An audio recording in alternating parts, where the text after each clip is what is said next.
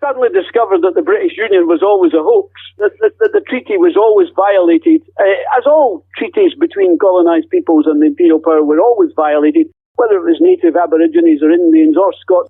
The treaties are always violated, or even Brexit recently, the treaty was violated almost immediately. Perfidious Albion can never really be trusted when it comes to its treaties. So we get to this reality, and once you discover the reality, you can't undiscover it. People have to understand their condition.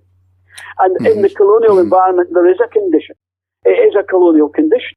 They have to understand that first before they understand what independence is and why it's necessary. And independence is decolonisation, and that gives you the remedy for colonialism, the only remedy, which is liberation.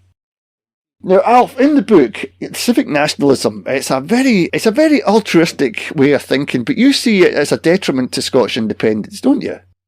Yeah, well, the oppressed native only becomes a nationalist to free himself from an oppressor. You know, we become Scottish nationalists not because we want to impose our culture or language on another people, like our neighbour has done. You know, what we've been suffering from is cultural imperialism. We've had a culture enforced on us, we've had a language enforced on us, and it's all about exploiting us, our resources.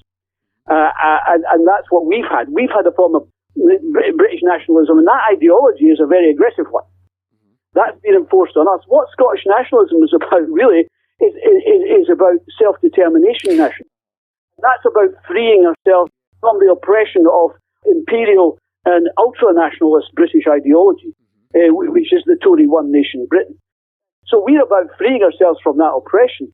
So we're not about imposing our nationalism on others. The question of civic nationalism only raised itself in the last decade, say, if you like. Civic nationalism is really defined as people from other countries having a sense of belonging to another country. That's all very well, but people who vote no, who come from other countries into Scotland, and a lot of them that came from, say, south of the border as well as other countries, voted against our self-determination. They voted against our liberation.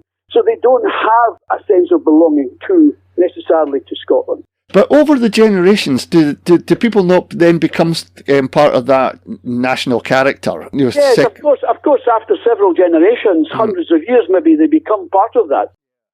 But people coming in the last 10, 20 years, remember, culture is a very, very difficult thing to change. You've said yourself that our Scottish culture stays with us, even though we're not taught the language.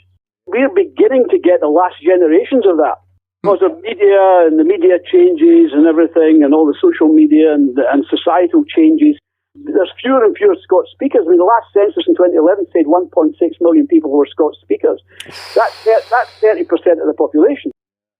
That means that 2/3 of us are Anglophone. What liberation means in colonial societies is a self-recovery. Our language and our culture comes first, soul. And whereas what we have imposed on us is an illusion, as Dick Goffin said.